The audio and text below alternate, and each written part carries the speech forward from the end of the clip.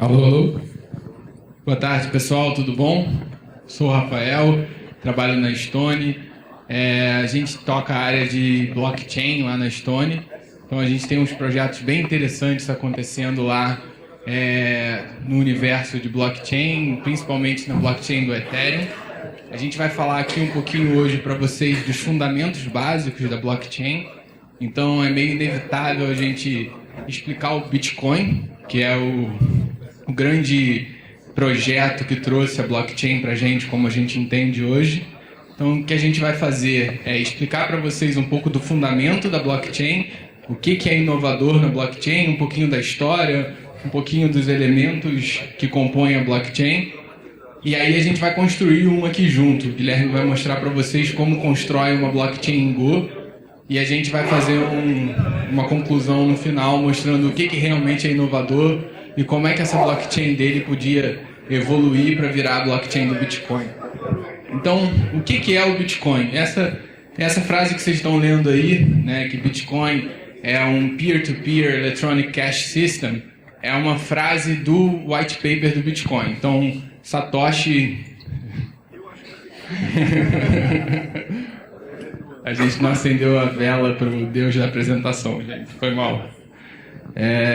Então, o Satoshi, quando ele foi descrever a blockchain do Bitcoin, ele descreveu dessa forma, né? O projeto do Bitcoin, ele descreveu dessa forma. É um peer-to-peer electronic cash system que usa Proof of Work, que é a grande inovação do Bitcoin. A gente vai explicar um pouquinho melhor por que isso é a grande inovação, mas que usa Proof of Work para resolver o problema do double spending. Então, como é que a gente... Essa é uma outra frase, então aqui já foram outras pessoas explicando o que era o Bitcoin. Nesse caso aqui, isso é uma frase do Yellow Paper do Ethereum. Então, quem quiser entender a blockchain como um todo, inclusive o projeto do Bitcoin, ele é muito bem explicado no Yellow Paper do Ethereum. E, cara... Logo nesse Chrome aí, irmão. Bota essa senha aí pra gente ver. Agora vai.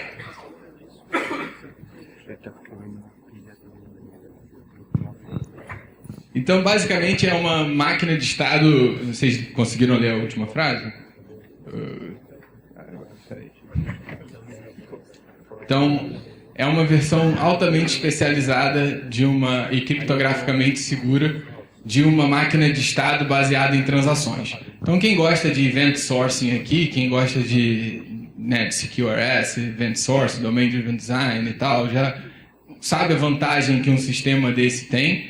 Basicamente, a blockchain do Bitcoin, a blockchain da maior parte das cryptocurrencies que a gente tem hoje em dia podem ser entendidas como uma máquina de estado criptograficamente segura e altamente especializada. Se a gente for pensar isso em termos matemáticos, essa é a função que descreveria o novo estado. Você aplica uma função de transição em cima do estado anterior e de uma nova transação. Se a gente fosse pensar isso aqui em termos de código, é um reduce numa função de transição de estado que recebe o estado atual e uma nova transação. Então, basicamente, as transações, à medida que vão entrando na blockchain, elas vão sendo como se fossem eventos num sistema event-sourced, e você vai construindo todo o estado da blockchain a partir dessas transações. Então, o que é a blockchain? A blockchain é uma corrente de blocos, é um chain de blocos. Assim, ninguém deveria ter tanto hype em cima dessa ideia. É um distributed hash table, é um negócio que a gente conhece há muito, muito tempo. Então, blockchain nada mais é do que uma sequência de blocos encadeados. Dentro de cada um desses blocos, você tem uma série de transações. E essas transações, os blocos têm um hash, e o bloco atual faz referência ao hash do bloco anterior. Então, por isso que forma uma corrente, porque eu sempre tenho uma referência ao hash anterior. Eu uso um esquema de public key e private key para assinar esses hashes, e eu consigo garantir, assim, uma continuidade desse blockchain. A ideia aqui é justamente que você tenha algo que é imutável. Então, a ideia é você ter blocos. Dentro desses blocos você tem as transações, E para eu mudar o bloco atual, para eu inserir uma nova transação, isso acaba mudando o hash do bloco e eu consigo perceber que o bloco mudou. Então, se qualquer ator malicioso na rede resolve mudar o que realmente aconteceu, ao colocar uma nova transação ou alterar o parâmetro de uma transação, ele altera o hash e alterando o hash eu consigo identificar que aquilo foi alterado, né? Então, tem um custo muito grande para você alterar os hashes para você fazer um ataque numa rede dessa. Essa é uma representação da blockchain. Então, por essa imagem fica um pouco mais claro o que a gente está falando das assinaturas, das public keys aqui. É um esquema lógico bem simples, a gente não vai entrar muito em detalhes, que senão a gente não sai daqui hoje. Mas, basicamente, esse aqui é o esquemático do que eu estava falando da blockchain agora. Então, assim como todos os casos de sucesso que eu conheço, que aconteceram da noite para o dia, o Bitcoin ficou 30 anos aí em desenvolvimento até ter a versão que a gente tem hoje. Então, tudo começa com o Merkle Tree lá atrás, que é um tipo de estrutura de dados. Acho que está bem ruim de ver aí, né? Será que a gente consegue dar zoom? Bom, mas basicamente a gente vem desde o Merkle Tree lá em 1980. Em 80 e pouco a gente tem a primeira tentativa de uma moeda digital, que é o eCash. Tinha uma série de problemas com o eCash, uma série de dificuldades. Basicamente ele só transformava o dinheiro em digital, mas ele não resolvia o problema do double spending, que é você gastar 2 vezes a mesma moeda. Ele não resolvia o problema de falta de confiança na rede, então qualquer ator malicioso conseguia mudar a blockchain do eCash, e isso mais serviu de base para o que a gente tem hoje na blockchain. Então a gente vem com uma série de evoluções até a gente chegar no BitGold, que é essa linha de 2005 ali. A gente tem como apontar? Não, né? Não. Bom, ó. Muito obrigado. Então, aqui assim é o BitGold, que é feito por um cara chamado Nick Szabo. Tá? O Nick, todo mundo acha que ele é o Satoshi, a gente acha também.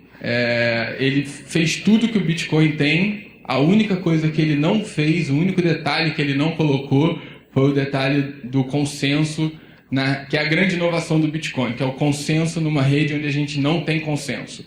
Então, eu não confio em ninguém, eu não confio nas pessoas que estão me passando a informação, mas eu tenho certeza que pelo funcionamento da coisa eu posso confiar na informação que eu estou recebendo, eu consigo validar essa informação.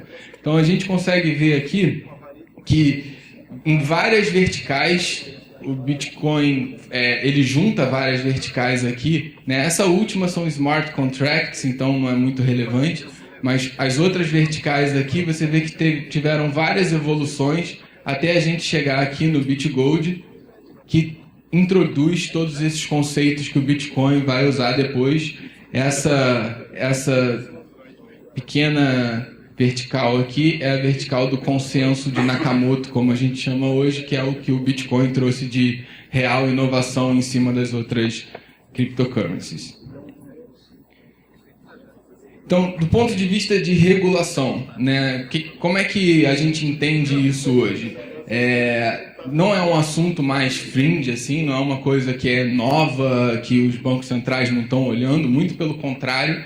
A gente já tem o BIS, que é o Bank for International Settlement, que é um órgão, é o Banco Central dos bancos centrais, então ele regula o que a gente vai regular dos bancos centrais aqui.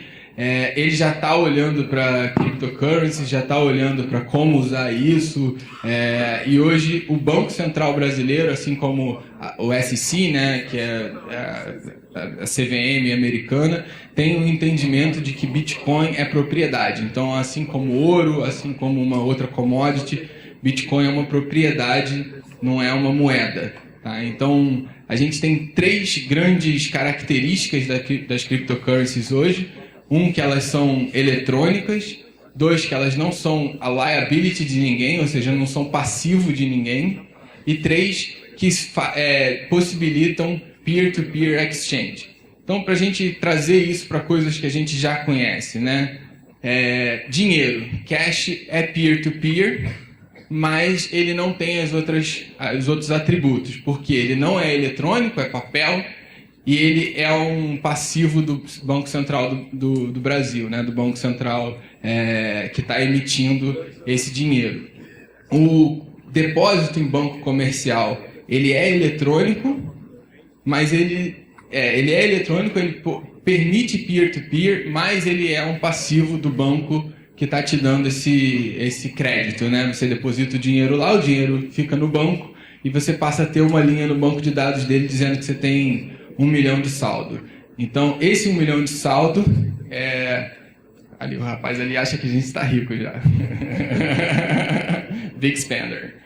Esse 1 milhão de saldo nada mais é do que um passivo do banco para a gente. Então, a taxonomia do dinheiro tem 4 propriedades, que é o emissor do dinheiro, a forma, que pode ser eletrônica ou física, a acessibilidade pode ser universal, pode ser limitada, e o mecanismo de transferência, que pode ser centralizado ou descentralizado, né? O dinheiro em espécie, né, real, é descentralizado, o mecanismo de troca, né, mas o dinheiro eletrônico normalmente é centralizado. Para eu fazer uma transferência aqui do meu banco para o seu, a gente passa por uma estrutura centralizada. Essa imagem é uma imagem do BIS, do Bank for International Settlement.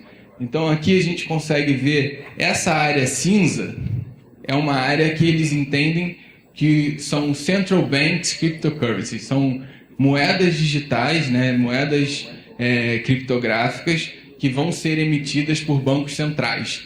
Então, o Bitcoin ele fica nessa categoria aqui, né? Então, essa parte vermelha são universalmente acessíveis, então todo mundo que está aqui dentro da parte vermelha é universalmente acessível. A parte verde aqui são os eletrônicos, essa parte azul são todos os emitidos por bancos centrais, e essa parte amarela aqui é tudo que é peer-to-peer. Então, quando a gente olha o mesmo exemplo o mesmo desenho com exemplos, Pokécoin fica aqui em cima, que é só eletrônico, não é universalmente acessível, só é acessível dentro do jogo do Pokémon. Não tem nenhum banco central que emita Pokécoin ainda, a gente, infelizmente, eu adoraria.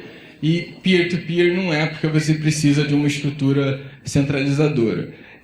Aqui está uma ideia que o próprio Bank for International Settlement chamou de FedCoin. Fed é o Banco Central americano, então pode ser que a gente veja alguma moeda emitida por um banco central em breve, que o documento que tem essas imagens aqui já dá um arcabouço legal para você, regulatório, para você emitir moedas digitais em bancos centrais.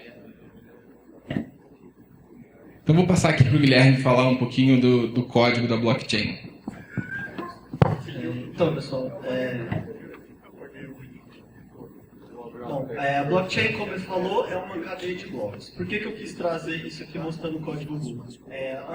Quando eu comecei a estudar, são muitos conceitos novos, muita coisa, e era difícil de entender. Então eu resolvi ir logo direto para o código. Eu peguei inicialmente o código do Bitcoin, ele é em C++, depois eu descobri outros projetos como o Bitcoin Switch, que ele transformou o código do Bitcoin em Go. Então eu tentei simplificar ao máximo isso e trouxe o código para vocês. Então, a blockchain é uma cadeia de blocos, e um bloco tem basicamente timestamp, que é o momento que ele foi criado, o hash do bloco anterior, o hash desse bloco, e a data. Data é o que você quer armazenar nesse bloco, né? Então, quando você vai criar um novo bloco, que é um método que ele recebe a data, né, os dados, e recebe o hash do bloco anterior. Ele vai colocar aqui o timestamp, o hash, vai passar para byte, que é a data, e colocar o hash limpo, porque esse hash vai ser calculado. Aqui que tá. O hash, isso aqui eu estou fazendo uma transformação do timestamp do Unix para uma string, passando para a base 10 e depois passando para string, porque aqui eu tenho que passar ele para byte. Então eu estou fazendo um join do hash anterior com o dado que você quer armazenar com o timestamp e estou calculando, fazendo gerando o hash dele, né? Que a gente está usando o SHA-256, geramos esse hash e setamos o hash. Isso é bem básico o funcionamento do bloco. A blockchain, ela é, como fala, uma struct com a cadeia de blocos, e quando você vai adicionar um bloco à blockchain, você pega ali o previous block, né, o último bloco, você cria um novo bloco passando o dado que você quer armazenar e o hash. E você atenda esse bloco nessa cadeia de blocos. O Genesis Block é o primeiro bloco, né? Porque para você começar, você tem que começar com um bloco, e esse bloco ele não tem um previous hash. Então ele já é hard-codado o primeiro bloco. Então aqui eu estou passando o new block, uma mensagem qualquer, e o hash em branco, o anterior. Título de curiosidade, esse aqui é o código do Bitcoin. Essa daqui é a mensagem inicial do Genesis Block do Bitcoin. Ele faz referência ao Times, do dia 3 de janeiro de 2009, que tem essa matéria. Então, o output é da onde o dinheiro está saindo, né? Ele está vindo. O input é para onde você está mandando esse dinheiro, e o valor é o valor que você está transferindo. Então, refatorando aqui no lugar de data, a gente vai colocar as transações. E na blockchain você pode ter, num bloco você pode ter várias transações, né? Só uma. Refatorando a blockchain, a gente vai adicionar também essas transações aqui, porque você vai receber essas transações de algum lugar, né? Via API, deve ser command line mesmo, mas no caso via API. Você que aconteceu a transação, você vai informar essa transação para os nós, e ela vai ser adicionada aqui. Então, você adiciona a nova transação, simplesmente appenda ela, e quando você for gerar o bloco, você vai pegar essas transações que estão na blockchain, que você pescou, para você calcular. Agora Então, vocês veem que a blockchain é um negócio bem simples, sabe? Não tem muita pirotecnia na blockchain em si. Mais os detalhes de quem controla o saldo, onde é que você tem o saldo, você tem um endereço na tua wallet, né? Então, uma coisa que a gente não está cobrindo aqui é o código da wallet em si. Legal, esse aqui é o código da blockchain, mas como é que você manda mensagens, né, transações para o mempool, né, que é a memória da blockchain? Como é que essas transações são inseridas no bloco? Tudo isso a gente não está explicando aqui, mas basicamente são detalhes de funcionamento, não tem nada muito inovador assim, são coisas que vocês, explorando esse código que a gente tem aqui, vocês vão conseguir chegar a coisas semelhantes, até um pouco diferentes, mas não vai ser muito diferente do que o que existe, né? Uma coisa bem trivial assim. A inovação realmente que teve na blockchain, que trouxe a gente de não ser só um distributed hash table, né, um distributed ledger, foi justamente você colocar, né, você gerar confiança num ambiente onde você tem zero confiança nas partes. Então, eu confio na informação que está aqui e eu não confio nas partes que me entregam essa informação. Então, eu não tenho nenhum intermediário aqui que dê confiança, que faça liquidação das minhas transações, e eu também não tenho nenhuma estrutura centralizada para garantir o valor disso. Então não tem ninguém emitindo, não tem ninguém garantindo o funcionamento em um único servidor. Como é que a gente consegue isso, né? A gente consegue isso com a ideia do Proof of Work. Antes da ideia do Proof of Work, a gente tinha o consenso sendo determinado por IPs, né? Então, você ia ter um IP na rede, você ia ter um voto. Mas o problema de um IP ou um voto é que tem alguém que entende de firewall e aí pega todos os IPs do mundo e aí, de repente, esse cara tem todos os votos, né? Então, a gente não quer isso. Você quer alguma coisa que garanta que esse voto é o único e que vai dar muito trabalho. Não é uma coisa simples pegar um IP novo e colocar lá para ganhar um voto. Então, basicamente, O Proof of Work, a gente gosta de chamar lá na empresa de Proof of Wasted CPU Time. Né? Porque é exatamente isso, cara. É exatamente isso. Você joga tempo de CPU fora para você provar que você pode fazer aquilo, entendeu? Então, basicamente, você está queimando CPU, queimando energia, queimando processamento para você conseguir provar alguma coisa. Então, como é que isso funciona? Você tem um nonce no bloco, né? E esse nonce vai sendo incrementado e você precisa fazer um hash que tenha um número determinado de zero na frente. Ele começa com um número determinado de zeros. Então, como é que funciona o Proof of Work, né? Se você tem essa necessidade de ter um hash que começa com x zeros, né? 6 zeros, 8 zeros, 24 zeros, você começa a ter muita dificuldade de você alterar o passado. Porque cada bloco que eu preciso alterar, eu preciso achar de novo o hash daquele bloco e ele tem essa dificuldade, né? Quanto mais eu aumento a quantidade de zeros, maior a dificuldade da rede, maior a dificuldade de eu alterar o passado da rede. Então, se é muito difícil eu alterar o passado, é muito difícil eu atacar a rede. Porque o ataque é feito alterando um bloco, alterando uma transação, alterando uma informação do mempool. E essas informações todas, quando entram no bloco, quando são calculadas no Proof of Work, você cria um histórico que é muito difícil de ser alterado. Se a maior parte da CPU for controlada por atores que estão interessados na estrutura de incentivo do Bitcoin, então você está tranquilo, você só precisa de uma estrutura de incentivo decente. Então, como é que a gente montou essa estrutura de incentivo? Quando você acha um hash, quando você acha o Proof of Work, você soluciona o problema do Proof of Work, você ganha uma recompensa da rede que hoje é em torno aí de 12 bitcoins, 12,5 bitcoins, se eu não me engano. Ninguém mais consegue um computador sozinho achar isso, né? Foi-se o tempo, infelizmente nós não tivemos essa sorte. Hoje em dia você faz parte de um pool e aí você pega o problema, quebra em problemas menores, resolve parte do problema e você ganha uma parte desses 12 bitcoins. Então, como eu tinha falado, né, quando um cara que vem atacar a rede, ele quer alterar isso, né, primeiro você tem que ser ter uma recompensa maior do que a recompensa de realmente achar um hash, né? Porque se eu solucionar o Proof of Work, isso me dá 12 bitcoins e meio, para eu alterar o passado e sair solucionando o Proof of Work do passado, eu tenho que ganhar pelo menos mais do que 12 bitcoins e meio. Então isso cria uma estrutura de incentivo, mais todas as taxas, né? Toda transação, quando você manda para a rede, a transação tem uma fee e essa fee remunera os mineradores.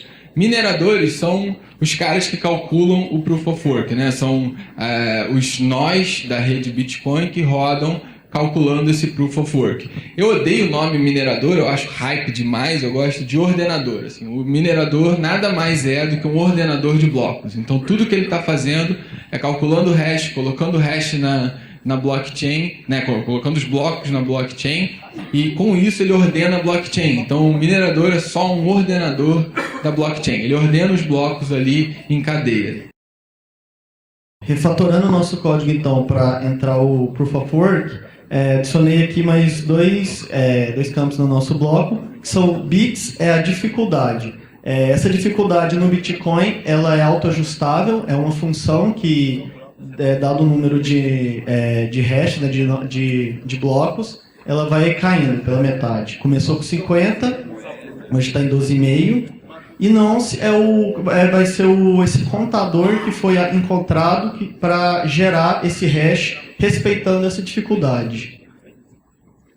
Então aqui, nossa função setHash agora, a gente vai fazer um loop aqui, eu coloquei o nonce como o int 32, não sai int 32, e eu vou calcular o hash, passando esse bnonce, e vou validar esse hash. Se retorna true na validação, ele já acaba aqui, né? Ele retorna o nonce que foi encontrado. Senão ele incrementa esse nonce e volta a calcular o hash com ele. A função de validar o hash, isso aqui é a maioria das implementações assim, de exemplo que eu encontro, eles pegam o hash como string, conta o número de zeros à esquerda, né, que são o número de bits, que são 0, e verifica se o tamanho, né, se é igual à dificuldade. Isso aqui é uma implementação que eu estou passando o target para um big int, fazendo um left shift aqui para ele ficar com 29 bytes, porque eu coloquei a dificuldade de 24, que o b.bit no caso 24. Então, o meu hash, ele tem que... O hash, o SHA-256, ele por padrão são 32 bytes, e a gente quer achar um que seja 29, e não 32, essa é a dificuldade. Então, eu vou pegar o hash gerado, eu vou setar uma variável hash int aqui com ela, e vou comparar. Eu vou ver se esse hash int é menor do que o target. Então, se tiver menos que 29 bytes, ok, retorna true. Se não, ele vai retornar falso e vai continuar calculando isso. Como a forma de recompensa e como o dinheiro é gerado, quando você cria um bloco, você adiciona uma transação a mais, que é a transação te remunerando. Então, esse que é você está criando um novo bloco, pegando as transações que você vai adicionar ao bloco e está adicionando mais uma que é se remunerando. Então, se você realmente conseguir resolver isso aqui e for aceito pela rede, né, pelos outros nós, então esses bitcoins, essas moedas, enfim, vai para você. Isso aqui é o bloco Gênesis do Bitcoin, e aqui mostrando que os 50 bitcoins aí foram para o Satoshi, como vários outros. E aí entra, né, a gente volta para o ponto que a gente começou, que era lá o Merkle Tree, que tem uma função sutil aqui, mas que é muito importante, principalmente quando a gente começa a entender as outras blockchains que a gente tem, que são mais stateful, né, como a blockchain do Ethereum. Então, o Merkle Tree é uma estrutura de dados em hash, né, que basicamente você vai pegando o hash 2 a 2 e vai subindo isso numa estrutura. E aí, o que a gente tem? Como a gente cria o hash usando uma Merkle Tree, a partir do momento que a gente tem a última transação, né, muito no passado, a gente consegue começar a jogar parte da blockchain fora. Então, como é que funciona hoje? Hoje eu tenho a blockchain no meu computador, você tem no seu, todo mundo que rodar o Bitcoin D aqui vai ter a blockchain no seu computador. Você tem sempre uma cópia dessa blockchain. Primeira coisa que preocupa a gente para ser 100% descentralizado é que isso não pode, consumir muitos dados, né, porque a maior parte de nós mora num mundo onde o acesso à internet ainda não é uma coisa que nem é na Suíça. E 2, você não pode ter um espaço infinito, você não pode ficar consumindo espaço em disco infinito, porque Moore era um cara legal, a lei dele é super maneira, mas ela não acelera na velocidade que a blockchain do Ethereum, por exemplo, está crescendo. Então, usando essa estrutura de dados, isso é uma sutileza que a gente consegue, no caso da blockchain do Ethereum, você não precisa rodar o nó completo e baixar tudo, e só analisando o Merkle Tree você já consegue validar tudo aquilo que acontece. No começo da rede, a gente tinha a função do validador e do minerador eram compartilhadas, né? O mesmo código que validava, minerava. Hoje em dia a coisa ficou tão mais complexa que a gente tem um código para validação e um código para mineração, né? Você roda instâncias diferentes do minerador para fazer a validação e para fazer a mineração, né? A ordenação dos blocos. Então, esse é um detalhe, quem quer se aprofundar e tal, eu recomendo começar e terminar estudando por aqui, porque a parte do Merkle Tree é uma parte muito, muito importante em como funciona a estrutura de dados da blockchain. É muito importante a gente, quem quiser se aprofundar no assunto de blockchain, entender como é que fica a estrutura de dados dentro da blockchain, onde é que seus dados estão armazenados, onde é que eles estão persistidos. Então, basicamente, aqui a gente mostra um exemplo desse pruning, como acontece, né? Então, você vê que o bloco ele tem as transações, você pega a transação, calcula o hash, e depois de 2 a 2 você vai calculando o hash até você chegar no root hash aqui, que é o hash do bloco. A partir do momento que você começa a fazer pruning dessas informações, né, que as transações carregam saldo, mas aquele saldo já foi gasto, então aquela transação não tem mais muito valor para a gente começa a conseguir jogar fora essas informações de transação, porque a gente tem ela em outro lugar, como sendo o recebedor que gasta o dinheiro, ele vira quem transmite essa informação. Então, essa informação vai estar em outro lugar da blockchain, a gente não precisa ter informação duplicada, e é graças a essa estrutura de dados que a gente consegue fazer esse processo aqui. Então, aqui tem uma lista de projetos em Go que são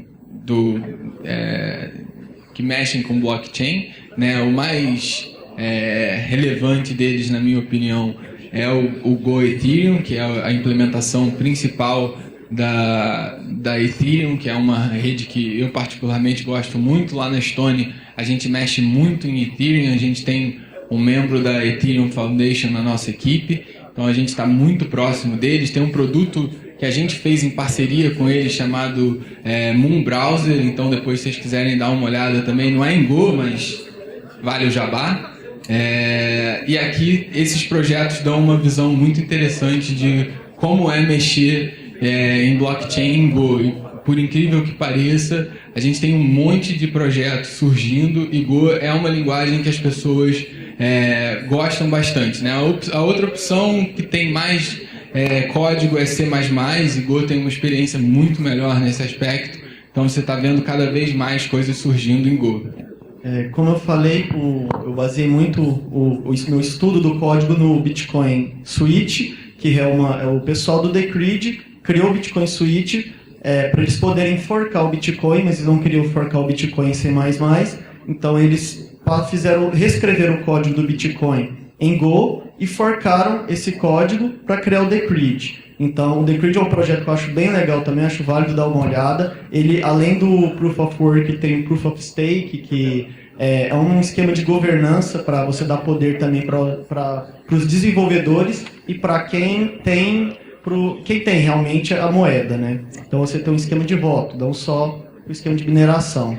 E o pessoal do Decred, toda mudança que tem no Bitcoin, eles passam para o Bitcoin D e depois passam para o Decred também. Então, o código Decred ele é bem mais avançado, acho que tem muita coisa legal, diferente, mas vale muito a pena ficar comparando os dois. Foi mais ou menos o que eu fiz. E tem o projeto Hyperledger também, que é uma junção de várias empresas. E é mais para uma blockchain uma blockchain privada, mas ali é legal também de conhecer.